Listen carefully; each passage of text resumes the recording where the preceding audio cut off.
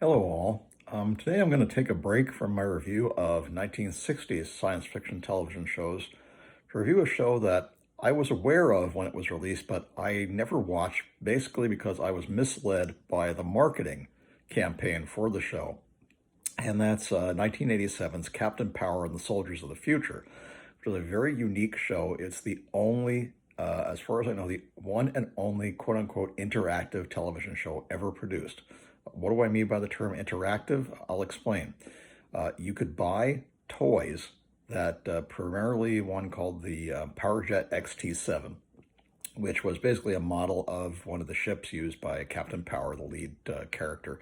But it was also, quote unquote, a light gun. And anybody who has ever played laser tag knows what a light gun is. It's a gun that emits an infrared beam, and when the beam strikes a target, the target reacts. It lights up and makes a beeping noise. The gun on the XT7 and the Phantom Striker, which was the other one, reacted similarly. There were also two stationary power bases that you could get, one that looked like Volcania Lord Dread's base and one that looked like the power base. Those were stationary, but had a more stable gun. There were a couple of problems with the program, but let me go back a bit. The program was created by Gary Goddard and Tony Christopher. Gary Goddard had directed the live-action He-Man and the Masters of the Universe movie, and he'd also directed some of the G.I. Joe live-action movies, so he had a relationship with the Mattel Toy Company. Well, toy sales started slumping for the Masters of the Universe movie because time passed and kids weren't buying them anymore, so they went to Goddard and said, what can you do for us that's new and that's unique? And he and the great Marc Scott Zicree, who is amongst other things, the author of the Twilight Zone Companion. He's also written for Star Trek Deep Space Nine and Next Generation, and a lot of other things, including Space Command, which is available on Tubi. If you haven't watched it, you should, because it's really good. Unfortunately, there's only one episode of it because it wasn't picked up as a series. He conceptualized it, but he was too busy at the time working on comic books and various other projects. So he passed over the main writing director role, rather, to the great J. Michael Straczynski, the creator of Babylon 5. And he was the principal script editor and also wrote most of the really good scripts, though other people working on it were Michael Reaves, a fantastic science fiction writer who I've met, Marv Wolfman, another great SF and comic writer, Christy Marks, another good science fiction writer, and Larry Datillo, also known as Lawrence Datillo, another good science fiction writer. So they were top-notch people on this show. The actors all played it straight. They didn't play it like, oh, this is just a dumb kids show. Jim Dunnigan, who plays Captain Power, the main character, was really good as, he played a very convincing leader. There was Peter McNeil as Hawk Masterson, his parachute could fly. Was again, really a good character, a good supporting character. Bo Svensson is kind of a wisecracking Arnold Schwarzenegger type guy who's always, making like one-liners. And he was pretty good as Tank Ellis, who was a ground assault soldier. And then there was Michael Dean Wint as David Scout Baker, and he would infiltrate people. His parachute could imitate other people and objects. And then last but not least, certainly was the beautiful Jessica Steen as Jennifer Chase, Pilot Chase, who was the main pilot and logistics officer for the team. And then David Hemblin, a great British actor, played the evil Lord Dread, the head of the Bio-Dread army. It takes place in the fictional 2047.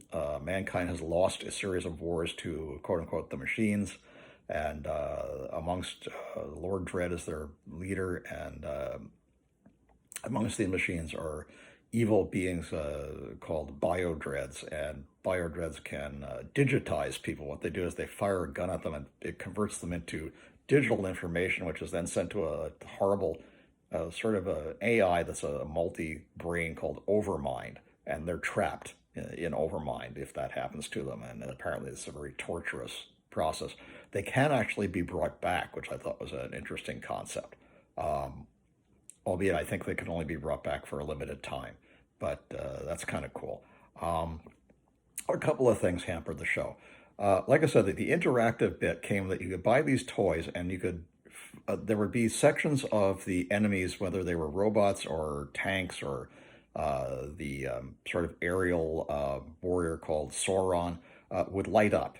And whenever they lit up, you could fire at it with your XT7 and you could score hits. And also, they could fire back at you and you could lose points. If you lost enough points, the cockpit canopy of your XT7 would eject. And if you had a little Captain Power figure in there, it would eject him as well.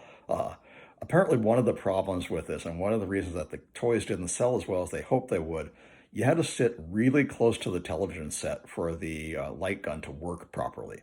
And because you had to sit so close, you would often take a lot of hits and you'd lose. You'd be ejected fairly quickly, and kids didn't like that. So they weren't buying the toys as rapidly as they hoped.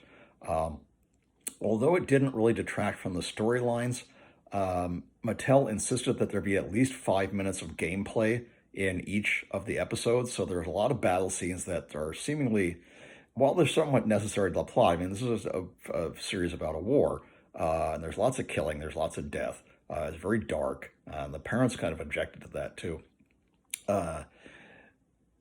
It kind of made the show a little bit silly, and it took it in a direction that maybe it didn't really need to go. Though if you watch them, I've watched them without, obviously I do not have a PowerJet XT7, but I find them quite enjoyable because they're so well written and well acted.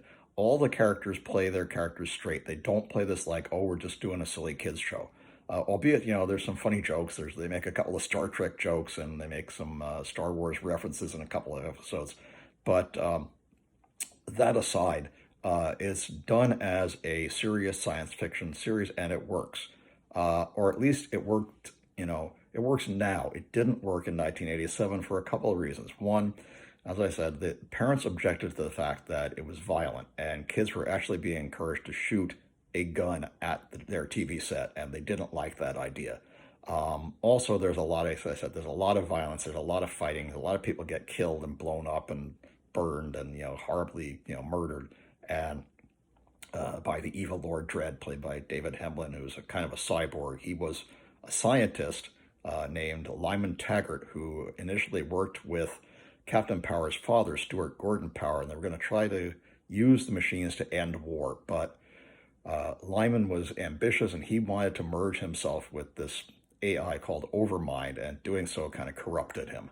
And then, from that point on, he became, there was a terrible explosion, there was a big fight. That was showed in a twin dual-part episode written by Michael Straczynski called The Summoning of Thunder. That also explains the origins of Sauron, who was created by the Overmind as this aerial warrior. Some of the graphics this was the beginning of computer graphic effects, and some of them look, pretty bad and pretty cheesy by today's standards. But you have to remember this was 1987, and for the time, they're not really bad. Sauron is kind of an interesting character. He's not flat. He's not a three-dimensional bad guy. There's kind of an interesting scene in one of them where he's actually talking to Captain Power. He says, "Can you think, or are you just a stupid machine?" And he says, "No, I think. I think all the time, and I hear the machine, and there's something strange. There's something dark. There's a darkness, and I don't understand it." That's interesting. That makes him more than just a dumb robot, character. Albeit, mostly he's used for action scenes. He can fire laser beams out of his eyes, and he can fly, and often threatens Captain Power and the jump ship that they use.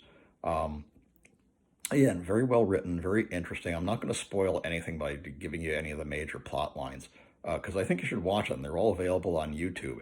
I was really surprised by the quality of the show. I expected this to be dumb and dumbed down and have silly plots and easy resolution, and it's not. It's not like that at all. People die. There's betrayals. There's twists and turns that you don't expect, and even some of the main characters die. And I think it was really, really well done for the time. There was a second season planned, but because of a number of things, one, as I said, a lot of parents hated it. They objected to the violence. They objected to the dark dystopian storyline of the series. And kids didn't like it because, as I said, the PowerJet, you had to get really close to the TV, and you took a lot of hits because of that. So it wasn't as fun as they had initially thought it would be, and the toys didn't sell that well. Mattel was upset. Also, apparently, they had to pay a lot of money to the actors, and it got to the point where the SAG demands overwhelmed the producers, and they just couldn't continue it. A second series had, in fact, been scripted. It was going to be originally 22 episodes, but they pared it down to 18. There are plot outlines for those available, and you can look that up on Wikipedia, but none of them were ever produced, which is too bad because it sounds like they had a kind of an interesting follow-up planned. There are rumors that starting in 2016, Gary Goddard started kicking around the idea of bringing the show back. And apparently some of the people who were interested, Straczynski was interested, Marc Scott Zicree was interested, but there has been no development as far as I know since then. It's possible it may be rebooted, but it's unlikely at this point. If it is made, it's going to be called Phoenix Rising, Captain Power Phoenix Rising. So anyway, enjoy and power on.